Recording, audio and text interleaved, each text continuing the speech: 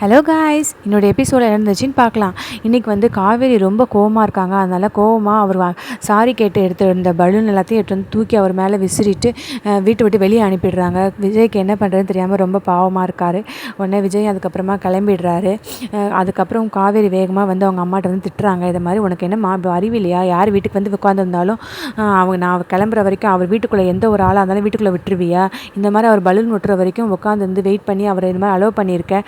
வெளியே ஆளுங்கள்லாம் இப்படி அலோவ் பண்ணக்கூடாதுன்னு உனக்கு தெரியாதாம்மா அப்படின்னு கோவமாக கத்துறாங்க அவங்க அம்மா கிட்ட. கத்திட்டு அவங்க உள்ளே போய்டுறாங்க. சாரதாக்கு என்ன பண்ணுறதே தெரியல. சரி, சாரதா வந்து இல்லடி அந்த தம்பிடி அப்படின்னு சொல்லிட்டு அவங்க வேகமாக வெளியே வந்து பார்க்குறாங்க. அதுக்குள்ளே விஜய் கிளம்பிடுறாரு. விஜய் கிளம்பினோன்னா அங்கே நின்று என்ன பண்ணுறதுன்னு தெரியாமல் முழிச்சிட்டே நிற்கிறாங்க.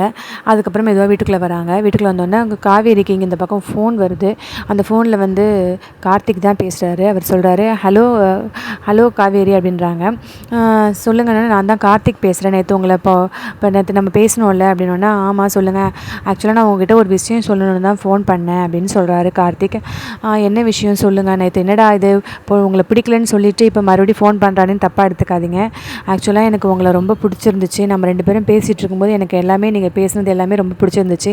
நானே உங்களை வந்து எங்கள் வீட்டிலேருந்து சொல்லி உங்களை பொண்ணு பார்க்க வர சொல்லணும்னு நினச்சிட்டு இருந்தேன். அப்புறம் ஆனால் வந்து நீங்கள் உங்கள் கூட ஒரு கசின் கூட்டிகிட்டு வந்தீங்கல்ல, அவர் தான் அப்படின்னா. கசினா யாருன்னொன்னே, அதான் நம்ம டீ சாப்பிடும்போது பார்த்தோம்ல, அவர் டீ கடைக்கிட்ட கூட வந்தார். ஆமாம் விஜயா அப்படின்னா, அவர் தான் உங்கள் கசின்னு சொன்னார். அவர் தான் உங்களை பற்றி ரொம்ப தப்பாக சொன்னார் அப்படின்னா. தப்பாக சொன்னாரா? என்ன சொன்னாருன்னு கேட்டோன்னே, இதை மாதிரி உங்களுடைய முறப்பையனே அவர் தானா? அவர் வந்து முறப்பையனே நான் தான். நானே அவளை கல்யாணம் பண்ணிக்கலன்னா நீங்கள் புரிஞ்சுக்க வேணாம். அவள் சரியான அடங்காப்படாது ராட்சசி, சொல் பேச்சு கேட்க மாட்டா, ரொம்ப திமிர் பிடிச்சவா அப்படி இப்படின்னு சொன்னார். அதோடு இல்லாமல் அவர் ஃபோன் போட்டு கொடுத்து உங்கள் அம்மாவுக்கும் வேறு ஃபோன் போட்டு கொடுத்தாரு. அந்த பக்கத்துலேருந்து உங்கள் அம்மாவும் வேறு உங்களை பற்றி ரொம்ப தப்பாக சொன்னாங்க.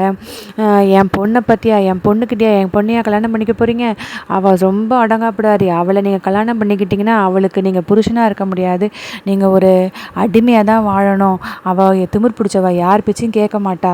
அவள் அப்படி இப்படின்னு சொன்னாங்க. ஆனால் அவங்க பெத்த அம்மாவே இப்படி சொல்லும்போது எனக்கே ரொம்ப கஷ்டமாக இருந்துச்சு. ஆனால் எந்த வீட்லேயுமே வந்து அவங்க பொண்ணு தப்பு பண்ணியிருந்தா கூட அவங்க பொண்ணுக்கு தான் அவங்க அம்மா சப்போர்ட் பண்ணுவாங்க. ஆனால் உங்கள் அம்மா உங்களை பற்றி இப்படி சொல்லும்போது எனக்கு ரொம்ப கஷ்டமாக இருந்துச்சு.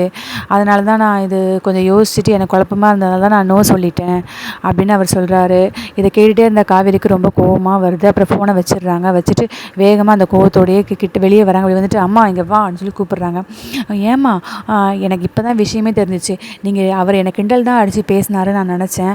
ஆனால் அவர் கார்த்திக் கிட்ட இப்போ இல்லாத போல தான் அவர் தான் சொல்லியிருக்காரு. என்னை பற்றி ரொம்ப மோசமாக பேசியிருக்காரு.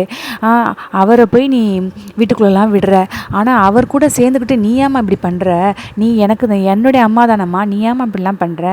என்னை இப்போ பெத்த பொண்ணை பற்றி யாராவது தப்பாக சொல்லுவாங்களாமா? எனக்கு கல்யாணம் நடக்கும்னு நினைக்கிறேன். எனக்கு ஒரு பையனை பிடிச்சிருக்கு.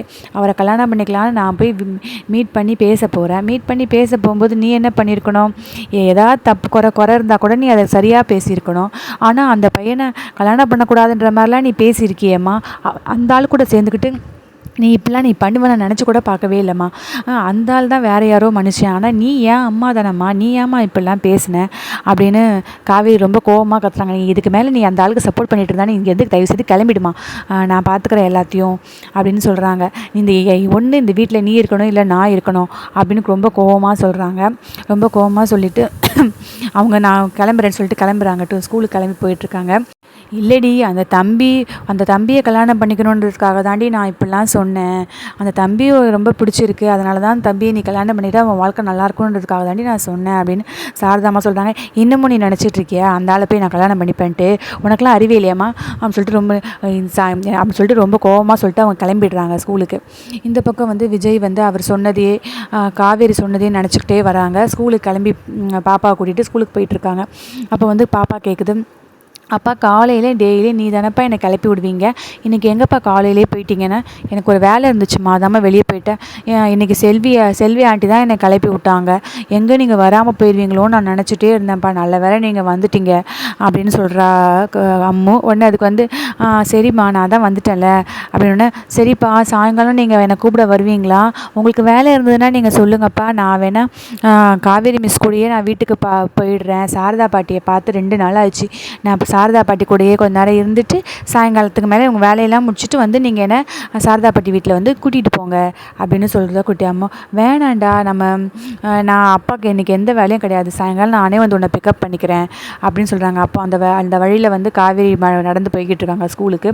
அப்பா அங்கே பாருங்கள் காவேரி மிஸ் போகிறாங்க, நீங்கள் என்ன காவேரி மிஸ்ஸுக்கிட்ட வண்டி நிறுத்துங்கப்பா, வண்டி நிறுத்துங்கன்னா. இல்லைம்மா அவங்க எப்படினாலும் நம்ம வண்டியில் ஏற மாட்டாங்க, நம்ம ஸ்கூலுக்கு போகலாமா அப்படின்னு விஜய் சொல்லி பார்க்குறாரு. உடனே பாப்பா ரொம்ப அடம் பிடிக்கிறா. இல்லை நான் காவேரி மிஸ் கூட பார்க்கணும், காவேரி மிஸ் கூட தான் நீங்கள் அவங்க வரலன்னா பரவாயில்ல, நீங்கள் என்னை இறக்கி விட்ருங்க, நான் காவேரி மிஸ்ஸு கூடயே நான் ஸ்கூலுக்கு நடந்து போயிடுறேன் அப்படின்னு சொல்கிறா. என்ன பண்ணுறதுன்னு தெரியாமல் விஜயும் காவேரி கிட்டே போயிட்டு வண்டியை நிறுத்துற உடனே பாப்பா வேகமாக அம்மு ஏறி வந்து Kaveri miss good morning miss அப்படின்னு சொல்கிறாங்க. குட் மார்னிங் அம்மு அப்படின்னு சொல்கிறாங்க காவேரி. உடனே அதுக்கு வந்து என்ன ஸ்கூலுக்கு போகாமல் இங்கே நிறுத்திட்டீங்க வண்டியை அப்படின்னு கேட்ட உடனே, இல்லை அம்மு உங்கள் கூட வரேன்னு சொல்கிறாங்கன்னா. சார் உங்களுக்கு உங்கள் குழந்தைய வந்து ஸ்கூலில் கொண்டு போய் விடணுன்னா கொண்டு போய் விடுங்க, ஸ்கூல் கேட்டில் கொண்டு போய் விடுங்க, இங்கே நடு ரோட்டெலாம் விட்டுட்டு போகாதீங்க அப்படின்னு சொன்ன உடனே, இல்லை அவள் உங்கள் கூட வரேன்னு சொல்கிறான்னா.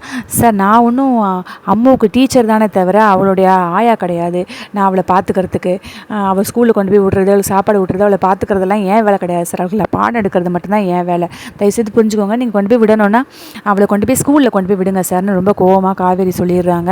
அதை அம்மு கேட்டுகிட்டே இருந்தாங்க. அம்முக்கு ரொம்ப வருத்தமாகிடுச்சு. அம்மு வந்து அவங்க அப்பாவை கட்டிப்பிடிச்சி அழுகுறாங்க. சரி பரவாயில்ல ஒன்றும் இல்லைடா விடுறா அப்படின்னு சொல்லிட்டு விஜய் சமாதானப்படுத்தி காரில் கூட்டிகிட்டு போய் ஸ்கூலில் விட்டுறாரு. ஸ்கூலில் விட்டோன்னே ஸ்கூலில் வந்து கிளாஸ் நடந்துகிட்டே இருக்குது. அப்போ காவேரி மிஸ் வந்து ஒரு டெஸ்ட்டு கொடுக்குறாங்க. நான் போர்டில் எழுதி போட்டிருக்கிறது எல்லாத்தையும் கரெக்டாக டெஸ்ட் எழுதி எனக்கு இப்போ எல்லாம் காமிக்கணும் அப்படின்னு சொல்கிறாங்க. பசங்க எல்லாரும் ஒவ்வொருத்தராக ஃபினிஷ் பண்ணிவிட்டு அதை காவேரி கிட்ட காமிக்கிறாங்க, மிஸ் கிட்ட காமிக்கிறாங்க. உடனே அம்முவும் வந்து அவங்களும் எழுதிட்டு போய் காமிக்கிறாங்க. எல்லாமே கரெக்டாக எழுதிட்டியா அம்மு, கரெக்டாக இருக்குது, வெரி குட், 10 out of 10 வாங்கியிருக்க அப்படின்னு காவேரி பாராட்டுறாங்க. அதை அம்மு சிரிச்சிட்டே சொல்கிறாங்க. அதுக்கப்புறம் அவங்க சரி உன் பிளேஸில் போய் உட்காருன்னு சொன்னோன்னே அவங்க போய் அவங்க பிளேஸில் உட்காந்துடுறாங்க. அப்போ ஒரு இன்னொரு டீச்சர் வந்து எக்ஸ்கியூஸ் மீ மேம் ஒரு சர்க்குலர்னு சொன்னோன்னே சொல்லுங்கள் அப்படின்னா, குட் மார்னிங் ஸ்டூடெண்ட்ஸ், இப்போ ஒரு சர்க்குலர் நான் படிக்க போகிறேன். நம்ம ஸ்கூலில் வந்து மதர்ஸ் டே ப்ரோக்ராம் இருக்குது, நிறைய ஈவெண்ட்ஸ் இருக்குது, அதுக்கு யார் இன்ட்ரெஸ்டடோ அவங்க அம்மாவோடு வந்து கலந்துக்கணும், எல்லாருமே நேம் கொடுக்கலான்னு எல்லா ஸ்டூடெண்ட்ஸும் கையை தூக்குறாங்க. எல்லோரும் இன்ட்ரெஸ்டட் ஸ்டூடெண்ட்ஸ் மட்டும் ஹேண்ட் ரேஸ் பண்ணுங்கள் அப்படின்னு சொன்னோன்னே எல்லா ஸ்டூடெண்ட்ஸும் கையை தூக்குறாங்க. அம்மு மட்டும் அம்மா இல்லாதனால என்ன பண்ணுறதுன்னு தெரியாமல் அவள் பாட்டுக்கு அம்முன்னு உட்காந்துருக்கா. அவள் உட்காந்துருக்கத காவேரியும் பார்க்குறாங்க. அம்முக்கு மட்டும் அம்மா இல்லைல்ல, அம்மு எவ்வளோ கஷ்டப்படுவாள்னு எல்லா பசங்களும் பேர் கொடுத்துட்டே இருக்காங்க. அம்மு மட்டும் கம்முனே இருக்காங்க. இதை யோசிச்சுட்டே இருக்காங்க. சரி அம்மு மட்டும் பாவம், அவள் மட்டும் எந்த ப்ரோக்ராமே கலந்துக்க முடியாதுல்ல அப்படின்னு ரொம்ப ஃபீல் பண்ணி பேசுகிறாங்க. அதோடு இன்னையோட எபிசோட் முடிஞ்சிருது.